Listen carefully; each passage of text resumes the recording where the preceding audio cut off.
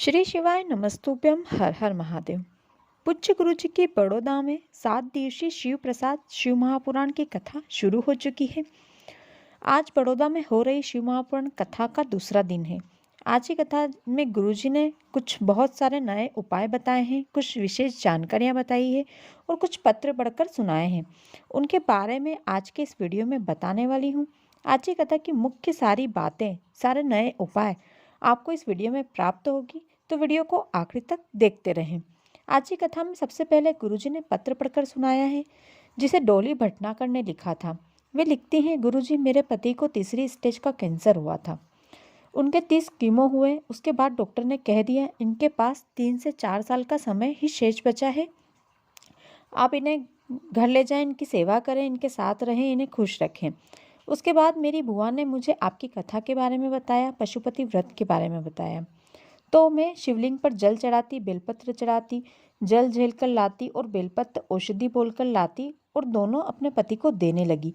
मैंने पशुपति व्रत भी किए और गुरुजी जिस डॉक्टर ने कहा था कि मेरे पति के पास 3 से 4 साल का समय ही शेष बचा है, आज वो मेरे पति मेरे साथ बिल्कुल ठीक है, अच्छे हैं, स्वस्थ हैं। आज की कथा की सबसे पहली जानकारी गुरुजी ने बताया है, भोलेनाथ दिखावे से प्रसन्न नहीं होते, वे तो साफ मन से प्रसन्न होते हैं। भगवान को केवल निर्मल भाव चाहिए होता है, दिखावा नहीं। दूसरी जानकारी जो गुरुजी ने दी है, फ्रिज, वॉशिंग मशीन, घड़ी जैसी सभी चीज़ों की गारंटी होती है, लेकिन मनुष्य के जीवन की कोई गारंटी नहीं होती है।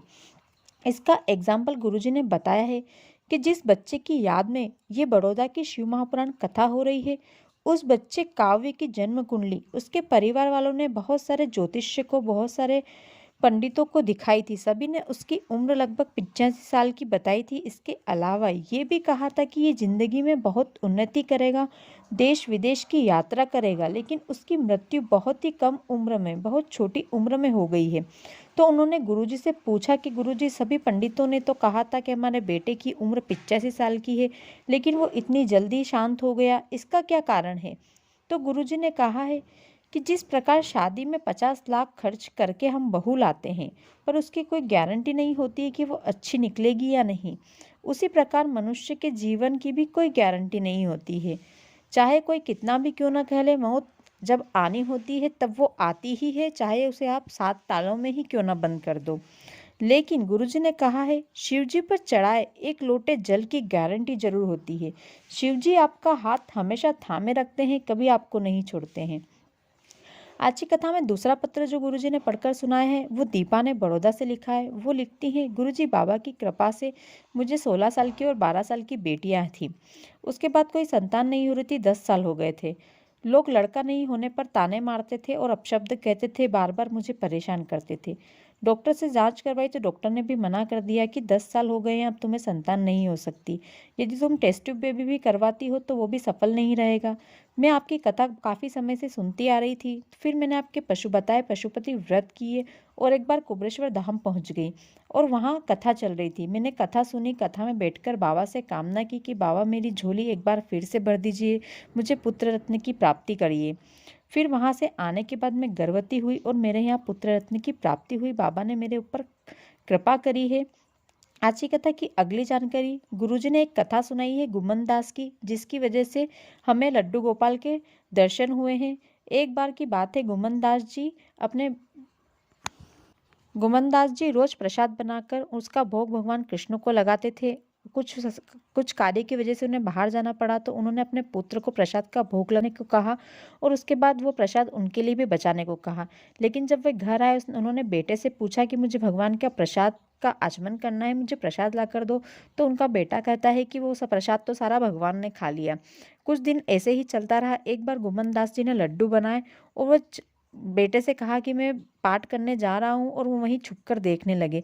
वो क्या देखते हैं कि जब बेटे ने भगवान कृष्ण को भोग लगाया और उसके बुलाने पर भगवान कृष्ण एक छोटे से बालक का रूप लेकर आते हैं और अपने एक हाथ में लड्डू लेकर खाने ही वाले होते हैं और एक हाथ में लड्डू नीचे की ओर होता है। जैसे ही लड्डू वो खाने वाले होते हैं मुंह के पास लाते हैं और गुमन दास उनके जाकर पैर पकड़ लेता है और भगवान का शुक्रिया कहता है कि आपने दर्शन दिए, मैं बहुत भाग्यशाली हूँ, आपके दर्शन कर पाया हूँ। तभी भगवान कृष्ण के लड्डू गोपाल के अवतार का प्राकट्य हुआ। तभी भगवान कृष्ण ने गोमनदास को वर दिया कि जो भी मनुष्य मेरे इस लड्डू गोपाल अवतार के दर्शन करेगा उसे सभी तीर्थों के प्रसाद का फल प्राप्त होगा।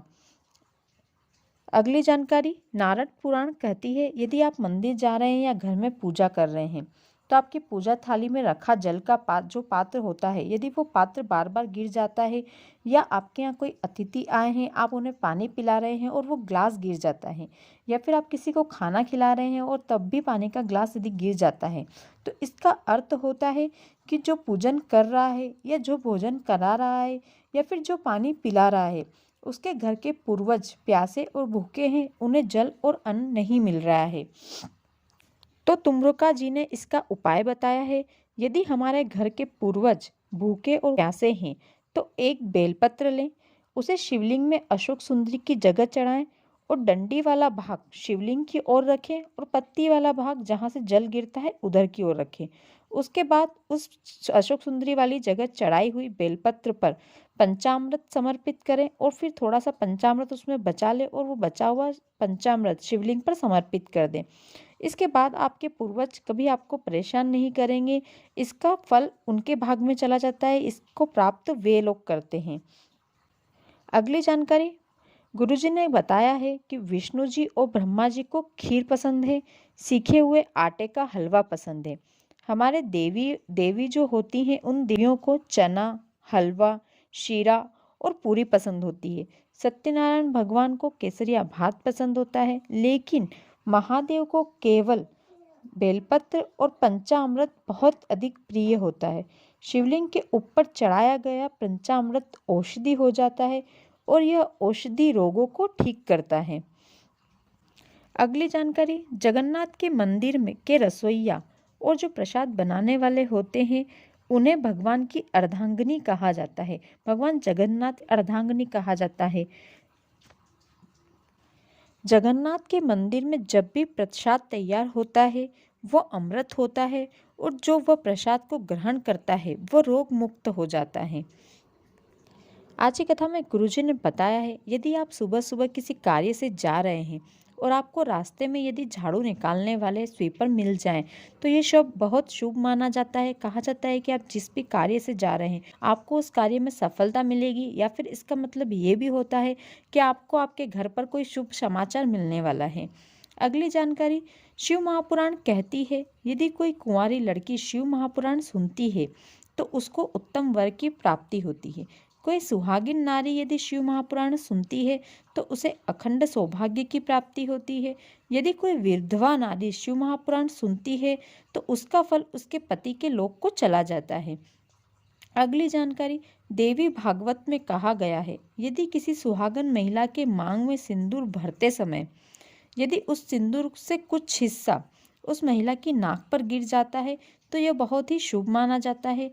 इसका अर्थ होता है कि आपकी पति की उम्र बढ़ेगी या आपको शुभ समाचार मिलने वाला है, घर में खुशियां आने का संकेत होता है।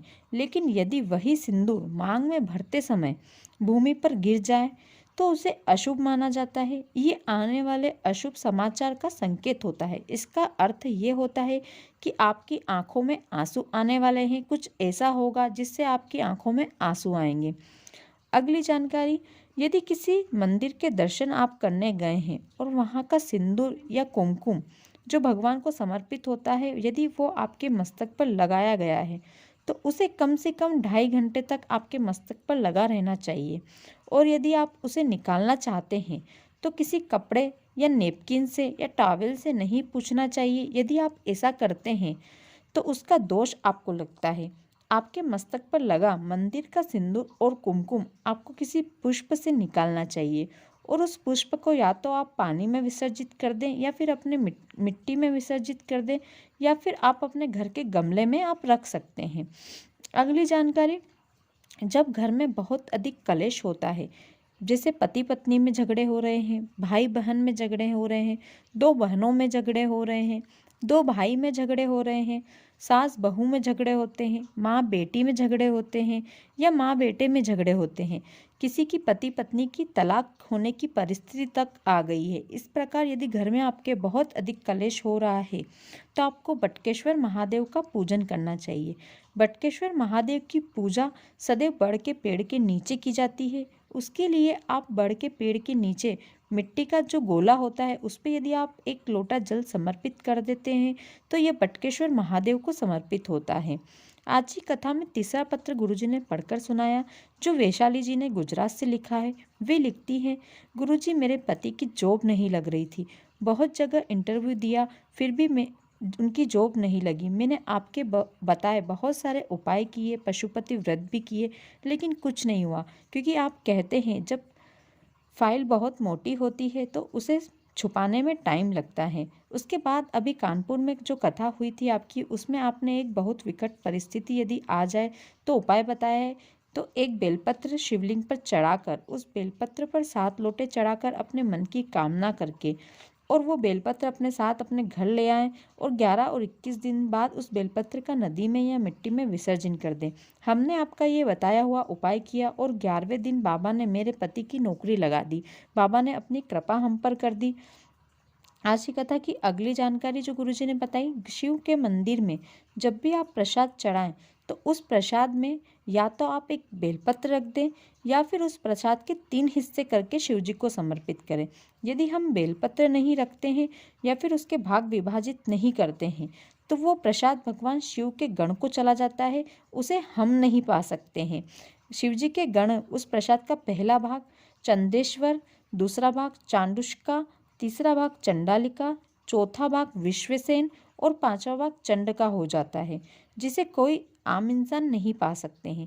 शिवजी के प्रसाद में यदि बेलपत्र रखने से उसमें शिवजी के गण का हिस्सा नहीं बनता और उसे आम इंसान यानी कि हम लोग पा सकते हैं।